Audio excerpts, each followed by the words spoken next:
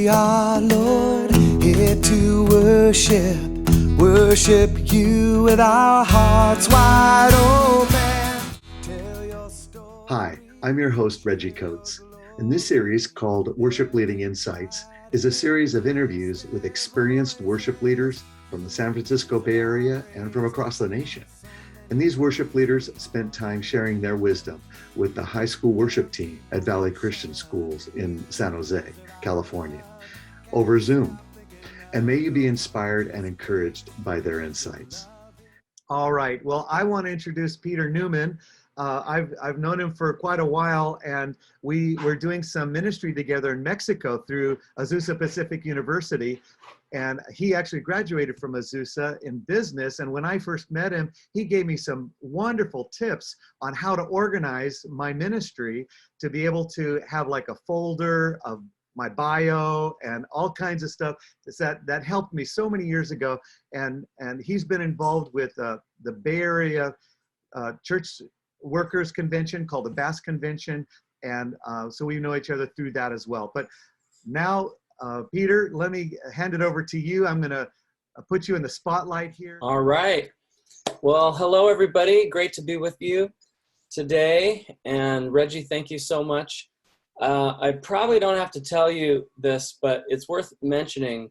You have an incredible privilege being taught and mentored by Reggie. He is a legend. And you probably know that, but like you're lucky because this guy has influenced so many people. He's mentored so many people, including me. And I would just encourage you to drink in whatever you can from Reggie because and it's not just that he's big, because he is kind of big time and is kind of a legend, but it's his heart for people. It's his heart for God. And he really cares about you, and he cares about ministry and cares about the people in his congregation and all throughout the Bay Area and beyond. So anyway, Reggie, you're so awesome. All right. My name is Peter, and I live in Elk Grove. It's a little bedroom community of Sacramento, and my wife and I, we have two boys, 7 and 9, Ryan and Andrew, and I've been leading worship since high school. So I was about your age. Who's grade 10th grade? Anybody in 10th grade, or are you guys all upperclassmen there? Okay, we got at least one here. I'm going to cycle through. Okay. When I was in 10th grade at my church, we decided, let's, do some singing together. This was before like worship teams were a typical thing at a church and, for youth group. And so anyway, I was just starting to learn about music. I was kind of a late bloomer with music. I didn't have piano lessons as a kid or anything, or, guitar. And here I was like, 10th grade and just kind of starting my musical journey. But people knew I could do something musically, and like they all voted me to like be the guy to lead music, and I felt so like unqualified, but they voted for me. And so, okay, well, I guess I'll try it. And God helped me, and it was tough. I mean, you know how tough it can be to lead for your classmates, right? There's no tougher group. I'll tell you this, the point in life where you are right now, there is no tougher time than now to lead worship. It will continue. If you stick with this, it will continue to get easier and easier for the people that you're in front of, because leading for your friends, that can be tough and can be intimidating sometimes, but hang in there with it because God will reward that. And he did in my life. And I hung in there and I got better little by little, learned a lot, and then went to college and doors just kept opening and opening. And so it's led to a full-time career really in leading worship, both in a local church. I've always been a worship leader in a local church, either as the worship pastor or part-time worship leader for the years since college, but also doing some recordings and getting to travel and, lead for camps and mission trips and other churches. And, I've had to go all over the world doing that, Alaska and South America and Europe and Mexico. Reggie and I were in Mexico together. Reggie and I, we one time led worship together for like 7,000 people in a bullfighting stadium in Mexicali, Mexico, years ago. So God has given us some really interesting opportunities over the years. And if you will walk with the Lord, if you will really devote your heart and your life to him, he'll open the doors and he'll take you where he wants you to go. All right. So we've got a little PowerPoint here. Okay. So these are, as I think about, 20 plus years of leading worship, what have been the really, really important things that I could pass on to you to think about and dive into? It starts with the heart. The most important thing beyond the music, right? Beyond all the technology, beyond the career or the job or whatever that it might eventually turn into. The most important thing is your heart, that we walk with Jesus, that we love him, that we walk with him, and that we nurture that part of our lives. My wife is an amazing gardener. Amazing. Actually, she's right here next to me today. Say hi, babe. She's working on something. Hello, I'm working on gardening class. She's teaching a gardening class on Saturday, and she's an amazing gardener. And she showed me a picture one time. No, it was a picture. We're in our backyard where there are these two plants, and they were both really thriving, these tomato plants. And if you looked at them, they looked kind of like the same, both just green and just really thriving. But when you got up close, you saw that one of them had a lot of tomatoes, a lot of fruit on it, and the other one had a lot of leaves. Like, it looked really good, but it wasn't producing the fruit. And they were the same kind of tomato plant, same bush, same deal. I said, babe, what's the difference between these? Why is this one so full of fruit and the other one is just full of leaves, And they both look great. She said, it's the soil. The secret is the soil. This one with the fruitfulness, it has all these rich nutrients, and she had really cultivated the soil in a certain way. And the other one, that for some reason, the soil hadn't been as good.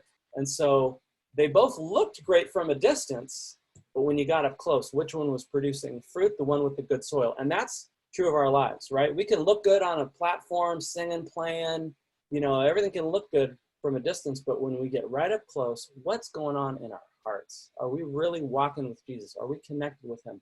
Have we cultivated the soil of our hearts, the things that people don't see, the things that are not on stage, the things that are not broadcast on YouTube or Instagram or wherever? What's going on really behind the scenes? So it starts there.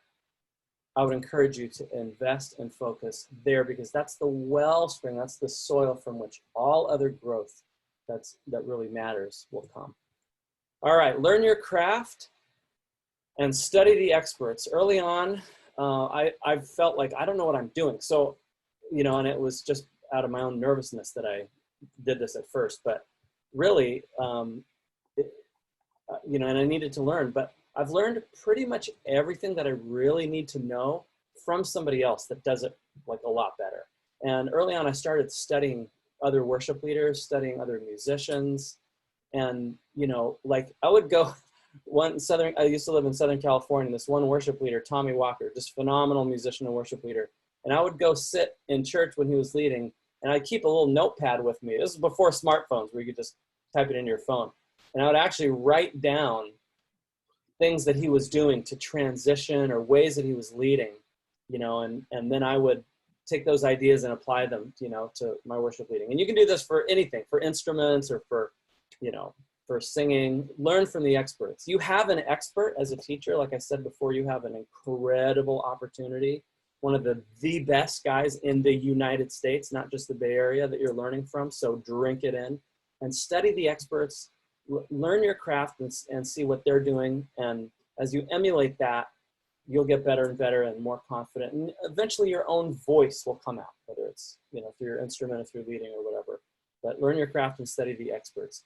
Network like crazy. If it's something that you want to do, particularly if this is something that you think about maybe doing as a career, I know it's early in your life to be thinking about it, and maybe it'll just be a wonderful hobby, a wonderful way to serve your local church when you grow up and you do something else for a job.